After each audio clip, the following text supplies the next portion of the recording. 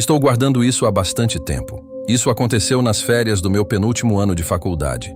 Eu sempre fui uma pessoa paranoica, naturalmente observadora e cética, o que nem sempre é saudável, mas dessa vez foi o que me salvou. Minha namorada na época, Sofia, tinha uma amiga chamada Bia, que sempre sabia onde estavam as melhores festas.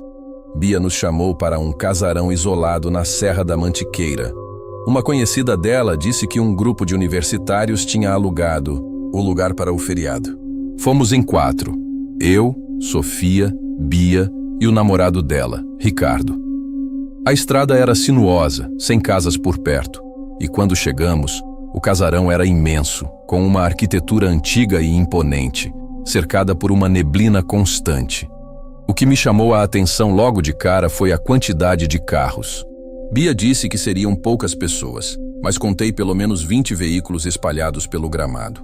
Na entrada, fomos recebidos por um cara que se apresentou como o organizador. Ele era educado, mas seu discurso parecia decorado, como se estivesse repetindo as mesmas frases para cada pessoa que chegava. A primeira regra dele foi estranha. Ele exigiu as chaves dos carros. Alegou que, devido às estradas estreitas e ao consumo de álcool, era uma medida de segurança e responsabilidade civil. Ricardo entregou as chaves sem hesitar, e eu vi o organizador jogá-las em um grande pote de cristal no hall de entrada, que já estava cheio de outros molhos. Entramos e o lugar era incrível, com grandes janelas de vidro que davam para o vale. Havia umas 30 pessoas na sala principal, mas o clima era esquisito. Bia começou a procurar a tal amiga que a convidou, mas não a encontrava em lugar nenhum. O mais bizarro é que ela não reconhecia ninguém ali, apesar de supostamente sermos todos do mesmo círculo universitário. Eu tentei relaxar, peguei uma bebida e fui jogar sinuca com o Ricardo, mas não conseguia parar de observar o organizador. Ele não bebia, ficava apenas circulando pelos cômodos com um tablet na mão, fazendo anotações e observando as pessoas como se estivesse monitorando um experimento e não uma festa de faculdade. Notei que o grupo não era uma massa única de amigos. Na verdade, a festa parecia dividida em pequenas células de 4 ou 5 pessoas que só interagiam entre si.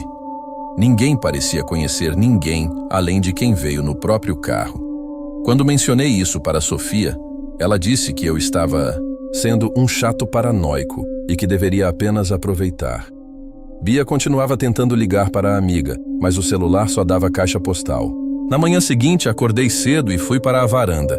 Vi um casal que conheci na noite anterior guardando as malas no carro. Eles se despediram de algumas pessoas e partiram, sumindo pela estrada de terra. Aquilo me tranquilizou por um momento. Pessoas estavam vindo e indo livremente, mas o meu sossego durou pouco.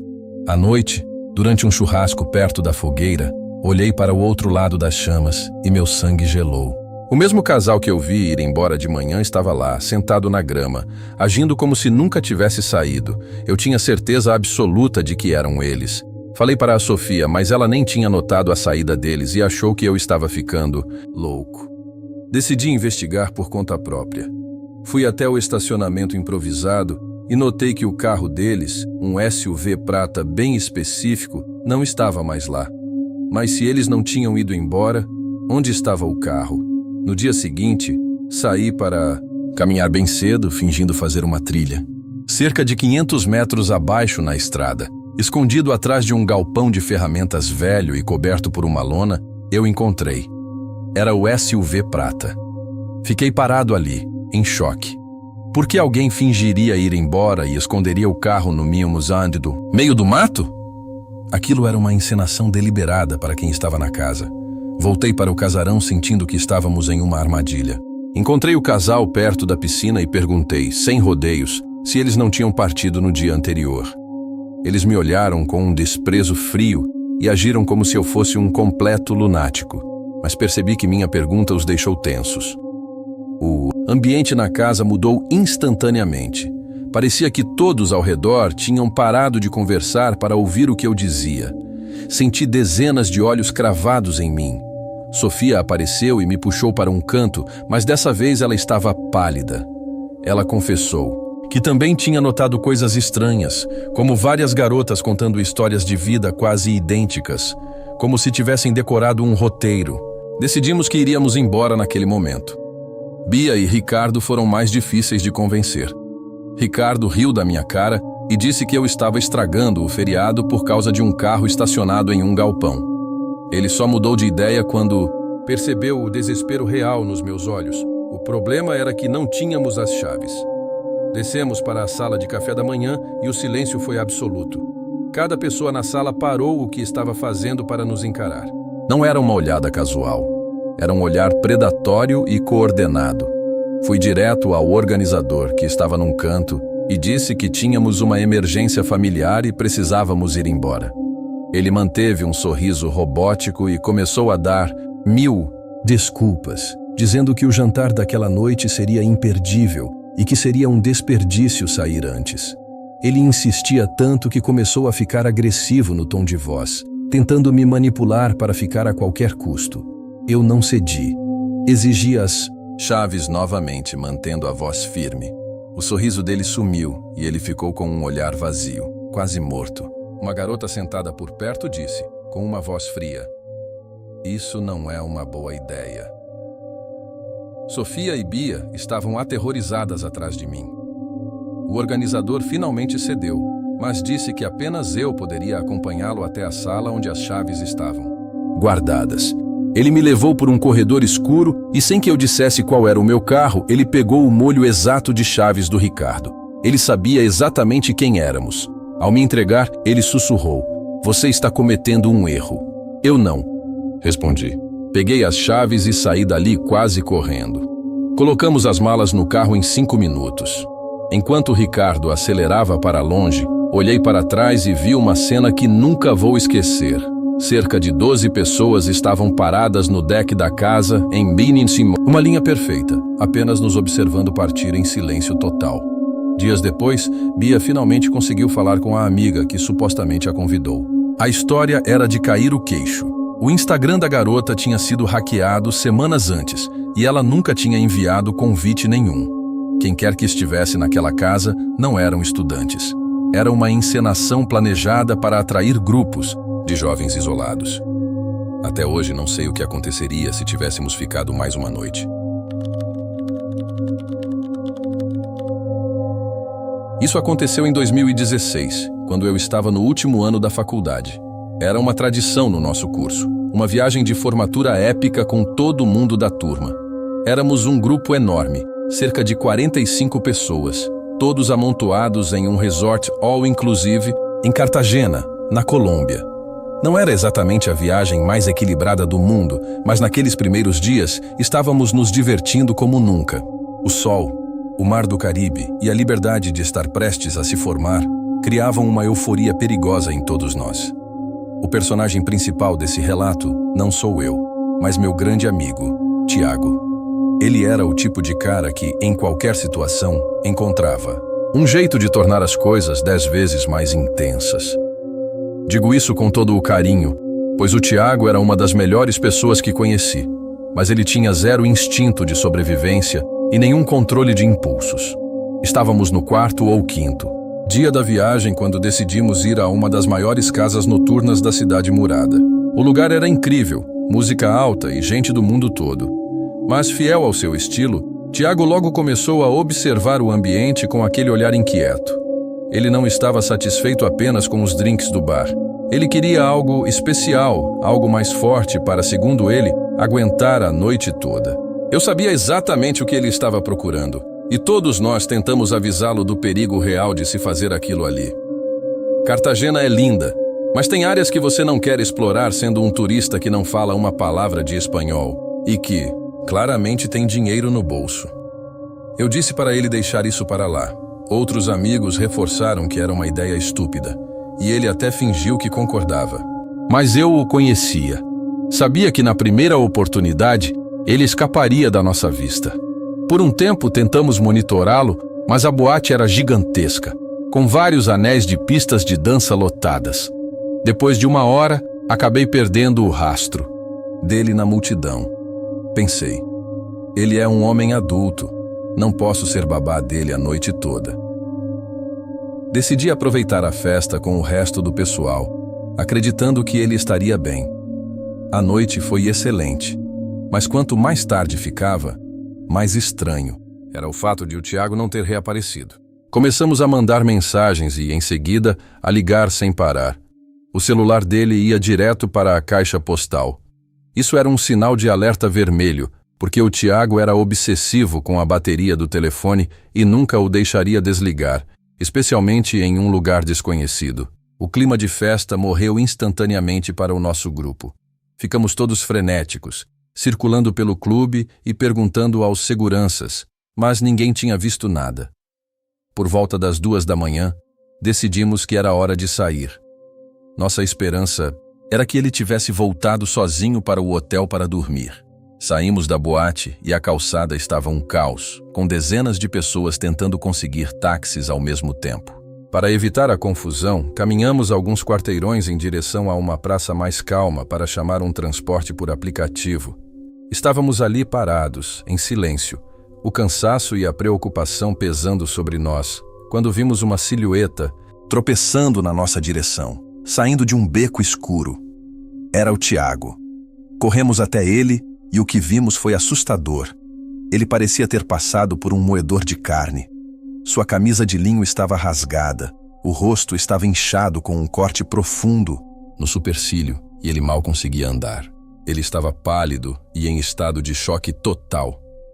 Conseguimos colocá-lo dentro de um carro e fomos direto para o resort. Durante todo o trajeto, ele não disse uma palavra, apenas tremia e olhava para o vazio. Foi só quando chegamos no quarto, depois de limparmos o sangue do rosto dele, que ele começou a falar com a voz embargada. Ele contou que encontrou um sujeito perto do bar, um homem baixo que mal falava inglês, mas que estava acompanhado de um suposto tradutor. O Tiago fez sinais do que queria, e o homem assentiu, mostrando uma pequena amostra ali mesmo. Tiago admitiu que sentiu que algo estava errado com o tradutor especificamente, mas o desejo pela substância o fez ignorar o sinal de alerta de seu cérebro. O homem disse que não podia fazer a entrega dentro da boate e o convenceu a sair por uma porta lateral de serviço. Tiago, em um momento de pura estupidez, seguiu os dois. Assim que cruzaram a porta, um carro preto já estava esperando com o motor ligado. Antes que ele pudesse processar o que estava acontecendo, foi empurrado para o banco de trás por outros, 2 homens. Eles arrancaram em alta velocidade. Ele estimou que dirigiram por uns 20 minutos, mas como estava em pânico, perdeu a noção do tempo. O que ele tinha certeza era de que, assim que o carro começou a se mover, os homens começaram a revistar seus bolsos com violência, levando sua carteira, relógio e celular.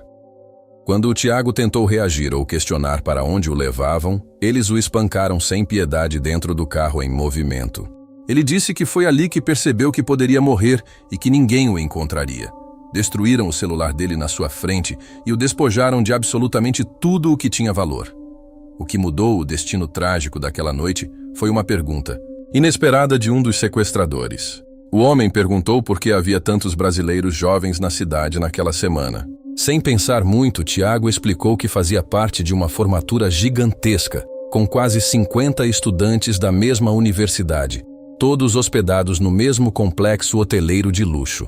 Ele explicou que o grupo era muito unido e que todos já deviam estar procurando por ele junto à segurança do hotel. Ele não sabia na hora, mas essa informação foi o seu passaporte para a liberdade. Ele estava essencialmente convencendo-os de que matá-lo ou mantê-lo refém causaria um incidente internacional e uma investigação massiva que os criminosos não queriam.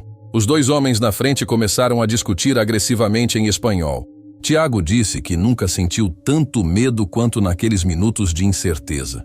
Finalmente, o carro freou bruscamente em uma estrada de terra isolada e eles o jogaram para fora com um chute.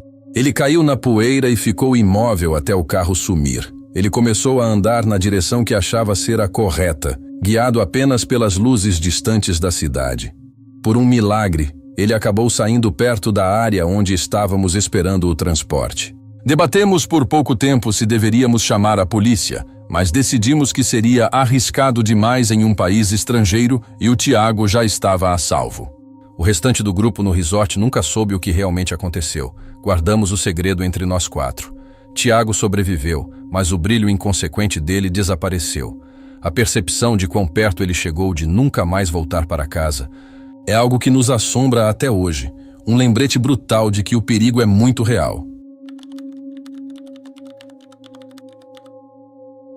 Isso aconteceu no feriado prolongado de 4 anos atrás.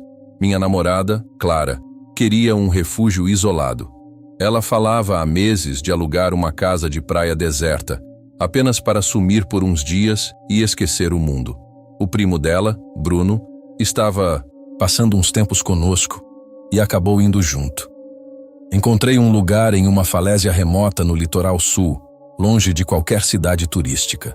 O preço era bizarramente baixo, o que me deu um estalo de dúvida por um segundo, mas logo ignorei. Chegamos numa sexta-feira ao entardecer. A casa parecia um bunker de luxo cravado na rocha, totalmente invisível da estrada principal.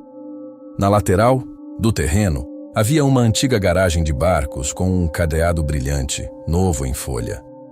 Bruno, que sempre foi curioso, mexeu no cadeado e notou que a peça parecia ter sido trocada naquelas últimas horas.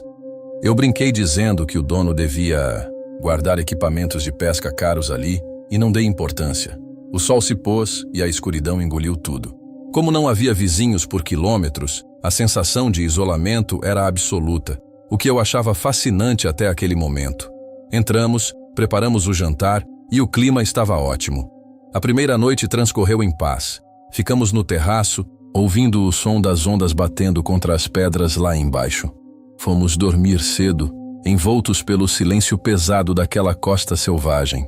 De madrugada, começou a cair uma garoa fina, que trazia um cheiro forte de sal. Eu estava quase pegando no sono quando ouvi algo pesado se arrastando do lado de fora. Imaginei ser algum animal costeiro, talvez uma capivara ou um bicho do mato, e não me preocupei. Mas o sono não vinha. De repente, um estrondo violento ecoou pela casa. Parecia que algo sólido tinha sido arremessado contra a parede de madeira do quarto. Sentei na cama, com o coração disparado, esperando o próximo som. Clara nem se mexeu. Fiquei ali no escuro por uns 5 minutos até ouvir um segundo impacto, idêntico ao primeiro. Era deliberado. Levantei com cuidado, peguei uma lanterna tática e decidi investigar. A visibilidade pelas janelas era péssima devido à neblina e à chuva, mas eu precisava saber o que era. Ao iluminar o terreno perto da garagem de barcos, meu sangue gelou. Havia rastros nítidos na areia úmida e na lama fresca. Eram pegadas humanas, grandes e profundas. O problema é que ninguém de nós tinha saído desde que a chuva começara. Cogitei que Bruno pudesse ter ido fumar lá fora sem eu perceber, mas ele detestava a chuva. O ângulo das pegadas indicava que alguém estava circulando a casa, parando exatamente embaixo das nossas janelas. O medo começou a se transformar em uma paranoia sufocante. Voltei para o quarto, conferi se todas as trancas estavam acionadas e tentei me convencer de que era apenas um andarilho perdido, embora a localização da casa tornasse essa teoria quase impossível de acreditar. Tentei cochilar, mas a adrenalina me mantinha em alerta máximo. Cerca de 2 horas depois, o terror real começou. Batidas rítmicas e pesadas na porta da frente. O som ecoava pelo corredor vazio como tiros. Clara acordou em um salto, tremendo de pavor. Fui até a porta, mas, antes que eu pudesse perguntar quem era, uma voz grossa e autoritária veio do outro lado. O homem se identificou como um agente da guarda costeira. Disse que houve um incidente com uma embarcação suspeita na área e que precisava entrar para fazer uma verificação de segurança. A explicação parecia lógica, mas algo no tom de voz dele me deixava em estado de alerta. Ele sabia que estávamos ali, ele não perguntou, ele simplesmente afirmou. Eu respondi, sem abrir a porta, que estávamos todos bem e que não era necessário entrar. Disse que voltaria a dormir e que ele poderia retornar pela manhã. Houve um silêncio desconfortável. Eu conseguia sentir a presença dele do outro lado da madeira, apenas a centímetros de mim. Então, a voz mudou. Ele não foi embora. Em vez disso, insistiu que precisava preencher um relatório de bem-estar e que eu era obrigado a colaborar. Bruno apareceu no corredor, pálido, segurando o celular. Cochichei para ele ligar para a emergência imediatamente. Enquanto Bruno tentava sinal, eu continuei conversando com o homem, dando respostas vagas para ganhar tempo, sentindo que cada segundo era uma batalha de nervos. Bruno voltou segundos depois, os olhos arregalados. Ele sussurrou que a polícia confirmou que não havia nenhuma patrulha da guarda costeira ou qualquer operação oficial naquela região deserta. Naquele momento, o pânico tomou conta.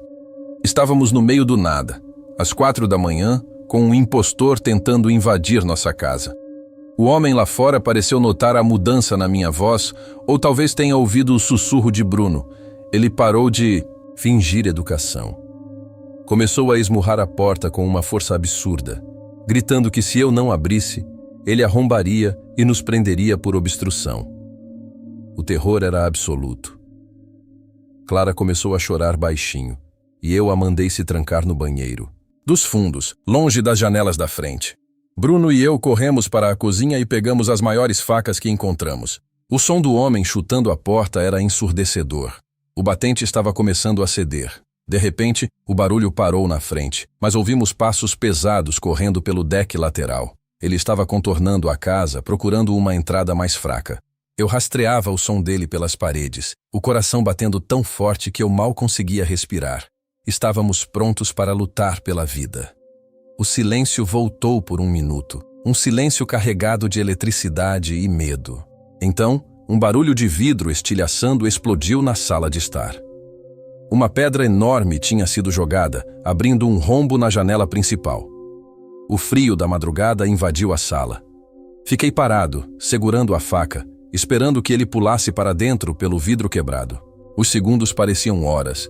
Eu conseguia ouvir a respiração ofegante dele logo atrás da moldura da janela, mas ele não entrou. Parecia estar nos provocando, esperando que o medo fizesse a gente cometer um erro.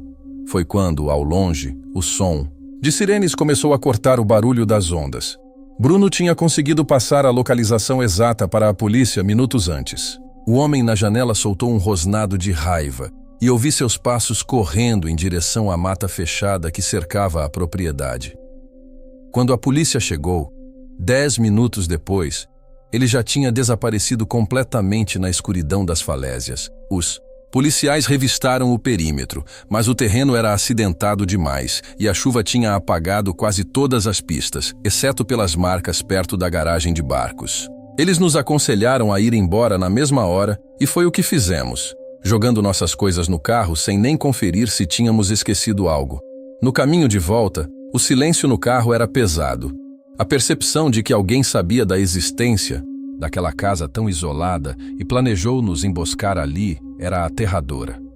Nunca descobrimos quem era ou o que realmente queria, mas a sensação de que fomos escolhidos como alvos naquele fim de mundo nunca me abandonou. Foi o fim de qualquer plano de viagem para lugares isolados.